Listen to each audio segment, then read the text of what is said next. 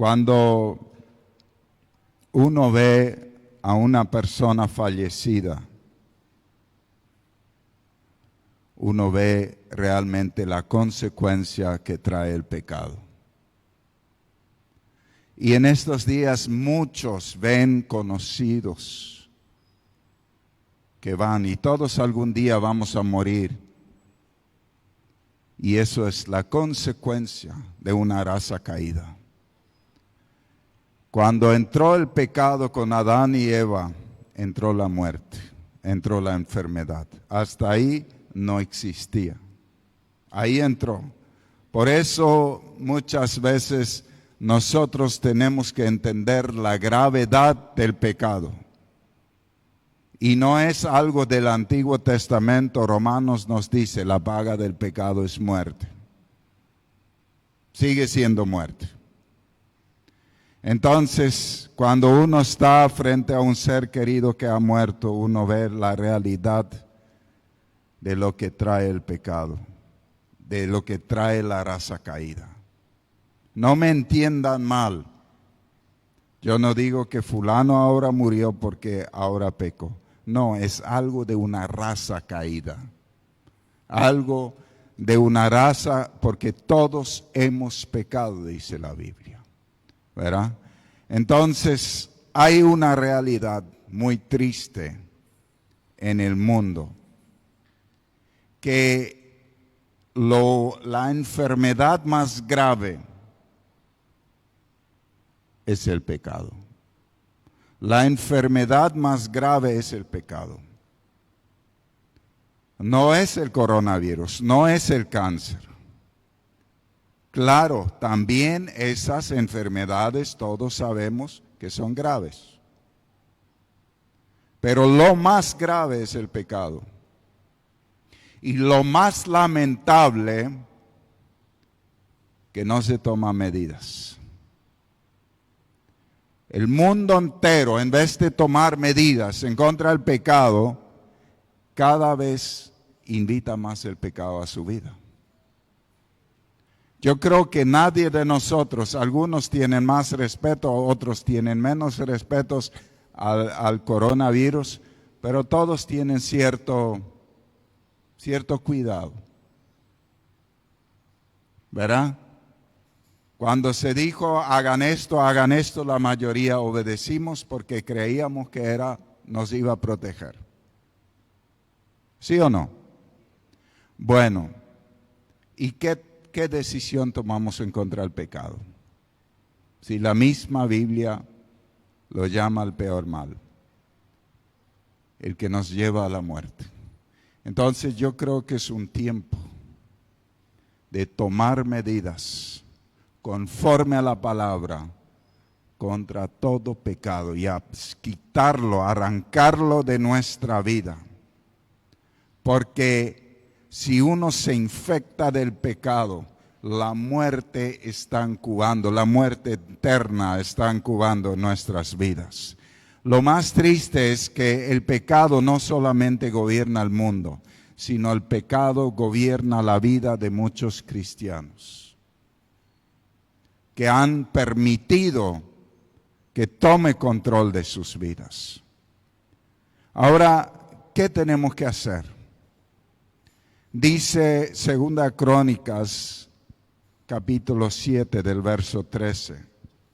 Dios está hablando al rey Salomón en este texto y a nosotros, porque toda palabra es inspirada por Dios para enseñarnos. Puede ser que a veces yo cierre los cielos para que no llueva y mande langostas para que devoren las cosechas o envíe plagas entre ustedes. Tremendo lo que Dios está diciendo. Puede ser que a veces yo cierre los cielos para que no llueva, mande langostas o envíe plagas. Si nos vamos al libro de Deuteronomios, vemos ahí las maldiciones por la desobediencia en el capítulo 28 del 15 en adelante. No lo voy a leer, es muy largo, pero entre eso están estas maldiciones. O sea, entendemos con claridad que esto es el fruto de la desobediencia, es el fruto del pecado. Si no hubiera pecado, no tendría autoridad ninguna plaga, ninguna peste. El pecado es suelo fértil, una generación apartada de Dios es suelo fértil para que desciendan esas cosas. Porque si leemos Deuteronomios 28, del 1 al 15, vemos que Dios quitará de los que obedecen su palabra esas cosas. Entonces dice, puede ser que a veces yo cierre los cielos para que no llueva, mande langostas para que devoren las cosechas y envíe plagas entre ustedes. Verso 14, pero si mi pueblo, los hijos de Dios, está hablando de nosotros, que lleva mi nombre, se humilla y ora y busca mi rostro y se aparta de su conducta perversa, yo oiré desde el cielo y perdonaré sus pecados y restauraré su tierra. Mis ojos estarán abiertos y mis oídos atentos a cada oración que se eleva en este lugar. O sea, tenemos un diagnóstico. Yo pienso que todos estamos de acuerdo, hay demasiado pecado en el mundo. Pero también estamos de acuerdo que hemos permitido demasiado pecado en nuestras vidas. ¿Sí o no? Sí. Entonces acá nos da claves. ¿Qué tenemos que hacer? La primera clave es humillación. ¿Por qué la humillación es tan importante? ¿Por qué Dios resiste al soberbio, al orgulloso? Porque el orgulloso no reconoce sus pecados. El orgulloso no reconoce a Dios. El que se humilla reconoce que ha pecado y reconoce que solamente por la misericordia de Dios puede recibir el perdón. Por eso lo primero es humillarnos y reconocer que hemos faltado, que hemos pecado. Segundo lugar, orar. Orarle a Dios. Pedirle perdón a Dios. Pedirle a Dios que tenga misericordia. Así como Nehemías oró, se humilló, ayunó, buscó a Dios y dijo, es cierto, hemos pecado, hemos hecho lo malo delante de tus ojos, gravemente nos hemos comportado. Daniel, que era un hombre casi perfecto, por 24 días se humilló, oró, lloró y dijo, hemos pecado, hemos hecho lo malo ante tus ojos. Yo y mi casa. Eso es humillación, eso es orar, eso es buscar el rostro de Dios. ¿Y cuál era la respuesta para Daniel? El día que empezaste a humillarte, empezaste a buscarme, vino la respuesta en camino. Gloria a Dios. Entonces, en tercer lugar dice, busca el rostro de Dios. Busca el rostro de Dios. Necesitamos tomar más tiempo para buscar el rostro de Dios, buscarlo en oración, realmente buscar conocerlo. Hay una gran diferencia. Yo creo que la mayoría de los cristianos saben dónde oran. Acá, al bolsillo de Dios. Dame, dame, dame, dame, dame. Y pocos buscan su rostro, conocerlo, amarlo, contemplarlo, realmente buscar una amistad con Dios. Yo estoy totalmente de acuerdo con aquellos que dicen cuando tú tienes un hijo que solamente busca tu bolsillo, solamente viene a tu casa cuando quiere un beneficio económico, pero no quiere trato contigo, eso hiere a los padres. No quiere hacer lo que a ti te agrada, eso hiere a los padres. Así nosotros herimos a Dios. Dios nos quiere dar mucho más abundantemente de lo que podemos pedir, dice la Biblia. O sea, no es el tema que Él no nos quiera dar. Él no es tacaño. Él tiene todo y quiere dar todo. Pero Él quiere que nuestro enfoque esté en su rostro, en buscar su presencia, en enamorarnos de Él, en amarlo a Él, en escucharlo a Él, en obedecerlo a Él. Saben que una de las cosas que fue restaurado cuando Jesús murió en la cruz, cuando el velo del templo se partió en Dios, es el acceso a Dios a través de Jesucristo. Él quiere tener comunión contigo, cara a cara. Entonces es tan importante. La cuarta clave es apartarnos de nuestra mala conducta. O sea, no es suficiente que llores un mar de lágrimas y que sigas haciendo las mismas cosas. Tienes que cambiar. Apartarnos de la mala conducta. La palabra arrepentimiento en realidad significa darnos la vuelta e ir en otra dirección. Si yo practicaba estas cosas, dejo de practicarlo y me voy en la dirección opuesta. Antes caminaba en mi voluntad, en la voluntad pecaminosa, ahora camino en la voluntad de Dios. Eso es arrepentimiento. El que sigue caminando hacia aquí y llora por sus pecados no tiene arrepentimiento y tampoco no tiene perdón. Eso es muy importante entender. Entonces, apartarnos de nuestra mala conducta. Esa es la cuarta clave mencionada en ese texto. Y ahí está la respuesta. En el verso 15. Tremendo. Dios dice, yo oiré y perdonaré y restauraré. Y otra traducción dice, sanaré. Qué tremendo. Qué simple parece, pero es todo un proceso que tiene que hacerse. Y yo creo que esa es la tarea de la iglesia, de cada uno de nosotros.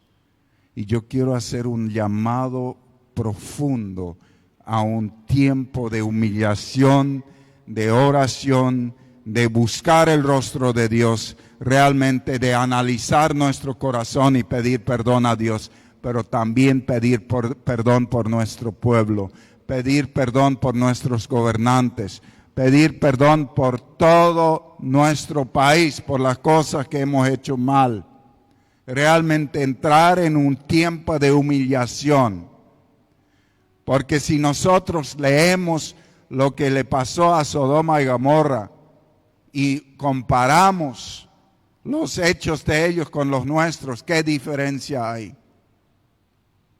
Quizás la única diferencia entre Sodoma y Gomorra y este tiempo es que haya más justos que todavía atajan la destrucción completa.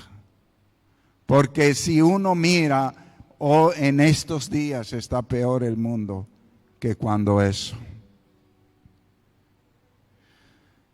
En el libro de Ezequiel hay un texto maravilloso, capítulo 18, verso 30. Dice, israelitas, yo juzgo a cada uno de ustedes de acuerdo con su conducta. Yo soy el Dios de Israel. Y les aseguro, si dejan de portarse mal y se apartan de sus maldades, no sufrirán las consecuencias de sus pecados. Qué maravilloso es Dios, ¿no es cierto? Y sigue diciendo, arrojen a la basura todas las maldades que cometieron contra mí y vuelvan a amarme de todo corazón.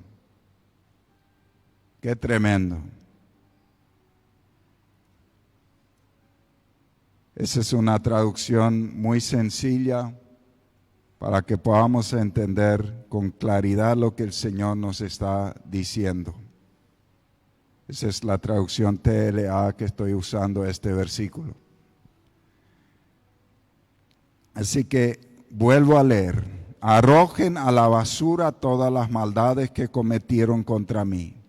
Vuelvan a amarme de todo corazón y busquen recibir nueva vida. Ustedes, israelitas, no tienen por qué morir. Qué tremendo. ¿Qué nos está diciendo esta palabra? Los israelitas habían pecado. Ellos habían actuado gravemente contra Dios. Se merecían la muerte. Por cierto, los israelitas estaban amenazados de ir al destierro a causa de sus pecados, y Dios envía a su profeta. Los profetas, cuando vienen y nos advierten, es una señal del amor de Dios. Muchas veces la gente dice, ay, otra vez alguien negativo que me está diciendo esto y esto. En realidad, cuando venía un profeta y decía, tienes que cambiar, tu corazón no está bien. Entonces, o tomas la decisión de arrepentirte, arreglar tu vida, o tomas la decisión de odiar a la persona que te quiere ayudar. Y muchas veces es un 50-50. El que va a exhortar a alguien siempre se gana enemigos, y a veces gana a alguien para el Señor. Esa es la realidad que uno vive. Muchos, por amor, uno le dice la verdad y te odian después, porque no quieren cambiar. Que yo les cuente. Pero acá el profeta enviado por Dios le dice, ustedes no tienen por qué morir, pero lo que tienen que hacer para no morir es arrojar a la basura las cosas que están haciendo mal. Tienen que arrepentirse. O sea, me gusta esa expresión, arrojar a la basura, porque rara vez alguien se va a la basura a quitar algo, ¿verdad? O sea, lo que está diciendo, arránquenlo de su vida completamente. No lo guarden por ahí. No lo guarden por ahí. Conozco personas que de repente un objeto que sabe muy bien que es algo malo, lo esconde en su ropero. Por las dudas, o para que nadie se piche, para que no se piche el que me lo regaló, pero lo siguen teniendo. Arrojarlo a la basura. Destruílo. Destruí el pecado en tu vida. Hacé corta completamente, porque mientras tienes algo todavía que te ata, vas a volver. Borrar los contactos que te llevan ahí. Borrar las redes sociales que te llevan al pecado. Borrar lo que te hace caer. Deja de ir al sitio. Deja de visitar a la persona que te hace caer. No vayas ahí. Corta. Tíralo a la basura. Y después es ese otra vez, ese buscar el rostro de Dios. Porque vuelvan a amarme de corazón. Y busquen recibir nueva vida. Amar a Dios. Buscar su rostro, enamorarnos de Él. No podés enamorarte de Dios y ofender a Dios al mismo tiempo. No funciona. No funciona. Eso no funciona. Eso no funciona aquí en la tierra, entre personas, y tampoco no funciona con Dios. Una persona a la cual tú ofendes todo el tiempo, no la vas a enamorar. No la vas a conquistar. Y si tú con el pecado ofendes todo el tiempo a Dios, no le vas a enamorar. Eso es clave y esto es muy importante. Dios dice con claridad, yo no quiero que mueran, apártense de la maldad y vivirán. Yo soy el Dios de Israel y cumpliré mi palabra. Así que aquí hay otra vez varias claves. Arrojar a la basura las maldades, amar a Dios de corazón, eso es determinante. En el libro de Lucas, capítulo 3, el Señor nos dice, demuestren con su forma de vivir que se han arrepentido de sus pecados y han vuelto a Dios. Demuestren con su forma de vivir un cambio radical de vida. Antes yo amaba el pecado, antes yo amaba al mundo, ahora yo amo a Dios. Antes mi búsqueda era cómo practicar el pecado. Antes planeaba el pecado, ¿sí o no? Sí. Planeaba el pecado, planeaba cómo mentir a alguien, planeaba cómo engañar a alguien, planeaba muchas cosas. Ahora yo planeo cómo acercarme a Dios, cómo amar más a Dios, cómo buscar más su rostro, cómo conocerlo más, cómo hacer su voluntad, cómo oír la voz de su espíritu, cómo agradar a Jesús, cómo enamorarme realmente de Él, cómo hacer para que mi casa se llene de su gloria, cómo hacer para que Él se sienta bien en mi vida, en mi casa. ¿Cómo hacer para que mis hijos le amen a Dios más que las atracciones del mundo? Eso es un enfoque muy diferente y de eso está hablando Jesús ahí. Demuestren con su forma de vivir que se han arrepentido de sus pecados y han vuelto a Dios. O sea, yo saco todo de mi cajón, lo llevo a la cruz. Le pido perdón a Dios y ya no lo practico más. Ahora yo muestro con mi vida, mi búsqueda, vivo una vida en santidad, vivo una vida enfocada en el propósito de Dios. Vivo una vida conforme a la palabra. Antes lo hacía contra la palabra, ahora conforme a la palabra. Antes el gobernador de mi vida era mi carne. Ahora el gobernador de mi vida, Jesucristo, por su Espíritu Santo. Antes yo obedecía la voz de mis deseos, ahora obedezco la voz de su Espíritu que me habla por su palabra. Eso es una gran diferencia. No se digan simplemente el uno al otro. Estamos a salvo porque somos descendientes de Abraham. Eso no significa nada, porque les digo que Dios puede crear hijos de Abraham de estas mismas piedras. Imagínense, Jesús estaba ahí en Israel, donde hay rocas por todo lado, los que han estado ahí lo saben, y Él está hablando a ellos. Y ellos se creían porque eran judíos, ya eran salvos, porque eran israelitas, ellos eran superiores y ya estaban salvos y no necesitaban cambiar, no necesitaban nada. ¿Y qué nos va a decir Jesús? Hay muchos cristianos que piensan así, que porque son cristianos, porque van a la iglesia, ya nadie les puede decir nada y ellos no necesitan cambiar y ya tienen el pasaje al cielo. Y no es así. Jesús dice, están ahí parados al lado de una roca y Jesús dice, de esas rocas yo puedo hacer hijos de Abraham. No significa nada que ustedes digan que son hijos de Abraham. A los fariseos inclusive les dice, Ustedes son hijos de vuestro padre, el diablo, porque el diablo es un mentiroso desde el principio. ¿Qué le estaba diciendo a los fariseos?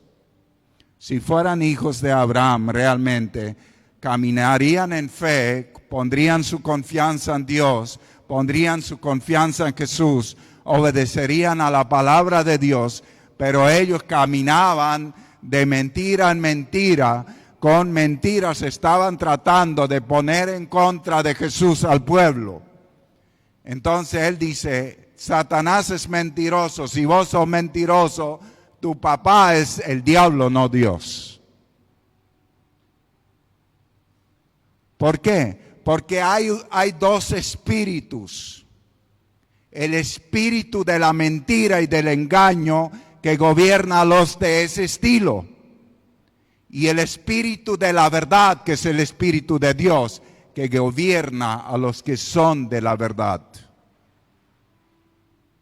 Si a ustedes les parece radical eso, yo les digo así es, porque lo dice la palabra. Jesús dice ahora mismo el hacha del juicio de Dios está listo para cortar las raíces de los árboles. Así es, todo árbol que no produzca buenos frutos será cortado y arrojado al fuego. Si yo traería frutas, en realidad los quise traer, se me olvidó. Si yo traía una manzana y la pondría aquí y les iba a preguntar, ¿qué fruta es esta? Y todos me iban a responder una manzana. Si traería un mamón, ustedes iban a decir, es un mamón. Si traería uvas, ustedes me iban a decir, estas son uvas, se ve, se nota. Si traería bananas, ustedes con toda claridad iban a diferenciar que son bananas. Y así podría traer 100 frutas y ustedes todos iban a identificar qué fruta es. Jesús está diciendo, el árbol se conoce por sus frutos. Y Jesús dice en otra parte, un árbol bueno no puede traer frutos malos. También dice Jesús que de un árbol frutal no tiene espinos, es diferente. Y Jesús es muy claro en esto. Un árbol que tiene buenos frutos, tiene completamente buenos frutos. No puede ser mitad espino y mitad frutal. Y así Jesús, con ejemplos claros, entendibles, yo me imagino al lado de un árbol frutal, él enseñaba esas cosas, porque siempre iban caminando por el campo. Y la gente entendía con toda claridad, y tú y yo necesitamos entender lo que Jesús está diciendo aquí. Si eres cristiano, tus frutos tienen que reflejar a Cristo. Ay, pastor, yo no entiendo qué son frutos. Tus acciones, lo que vos haces, es un fruto. Estábamos hablando recién del padre de la mentira. Si tu fruto es que sos un mentiroso, un corrupto, un engañador, esos son frutos de un árbol que va a ser cortado.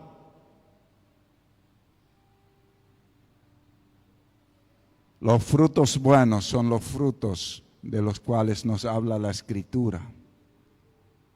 Las acciones que condicen con la voluntad de nuestro amado Dios. El amor, tener amor por las personas, compasión, bondad, misericordia. Ayudar a otros, pero ayudar con un corazón correcto, orar por otros. Caminar en santidad. Ay, no sé qué es santidad. Santidad es apartarnos del pecado y apartarnos para hacer la voluntad de Dios. Esa palabra significa dos cosas. Significa primero un corte total con la vida del pecado para vivir una vida en el propósito de Dios. Por eso Dios dice, sed santos, apartados del pecado para ser apartados para el propósito de Dios. Realmente el desafío es grande. Hay muchos gritos del dolor, hay mucha angustia, hay mucho miedo en muchas personas. Y como hijos de Dios, no podemos hacer oídos sordos al clamor que hay en nuestra nación. Si te tocó o no te tocó, no importa. El llamado de Dios para nosotros es doblar rodillas, clamar a Dios, pedir perdón a Dios, humillarnos, orar, buscar su rostro, apartarnos de nuestras malas acciones y pedir a Dios que perdone a nuestro pueblo, arrojar a la basura las maldades.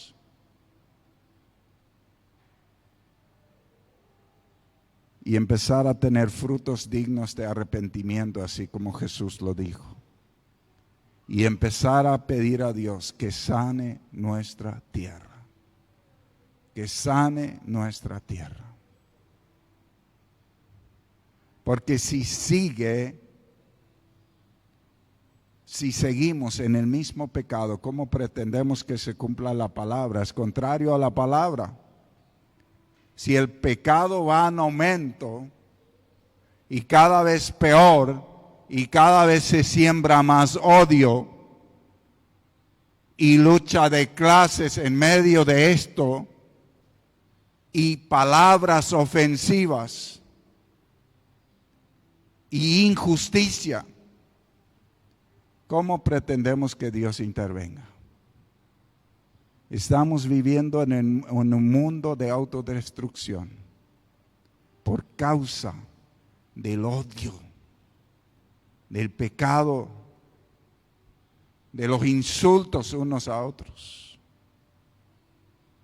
Y tiene que haber un pueblo. Tenemos una responsabilidad como hijos de Dios. Nosotros no somos de este mundo. Pero estamos en este mundo con una misión. Y esta misión es humillarnos y clamar a Dios que tenga misericordia. Porque a todos los que están afuera, los que están perdidos, Dios no quiere su muerte, dice la Biblia, sino que se arrepiente y viva. Que se arrepiente y viva. Eso dice su palabra. Nosotros no podemos estar sentados tranquilamente y mirar el noticiero cuántos murieron hoy sin Dios. Si no sentimos compasión es porque estamos lejos de Dios. Porque Dios sí lo siente. Le hiere, le duele. Pero la justicia de Dios hace que pasa lo que pasa. Porque la paga del pecado es muerte.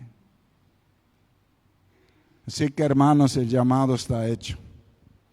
Yo quiero realmente llamar a cada uno que todos los días nos acordemos de eso. Y vayamos en nuestras casas de rodilla, pedir a Dios misericordia. Y no como un fariseo. ¿Cómo oraba un fariseo? Gracias Dios porque yo soy tan bueno y que no soy tan malo como estos. Así oraba el fariseo. Así lo dice la Biblia. Orar como oró Daniel. Señor, yo y mi pueblo hemos pecado, y lloraba él. hemos hecho lo malo, gravemente hemos pecado. Ponernos en la brecha. El Señor dice en Ezequiel, he buscado a alguien que se ponga en la brecha entre mí y el pueblo para que no lo destruya, pero no he encontrado a nadie. Y vino el juicio sobre Israel. Dios está buscando en este lugar personas que se pongan en la brecha para que Dios tenga misericordia en nuestra nación. Amén. Querido Padre, yo te doy gracias. Tú eres bueno siempre. Y yo te pido hoy que tú perdones los pecados de tu pueblo, de tu iglesia. Señor, hemos hecho lo malo ante tus ojos. Nuestra maldad está delante de tus ojos y hoy nos humillamos y te pedimos que tú nos perdones. Que tengas misericordia, Señor. Señor, no queremos tener nada que ver con los pecados. Queremos echarlos a la basura definitivamente y no volver a recogerlos.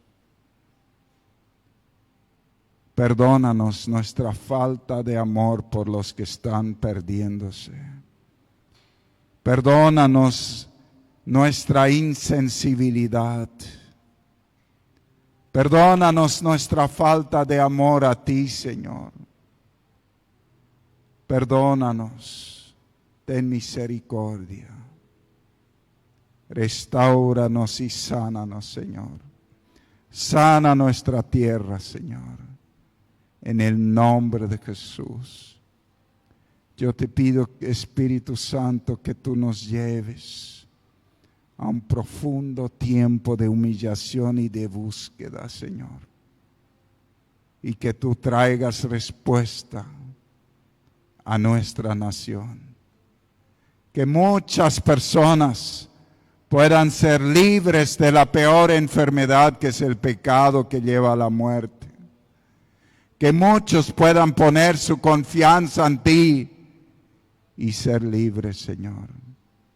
En el nombre de Jesús. Amén y amén. Gracias, Señor.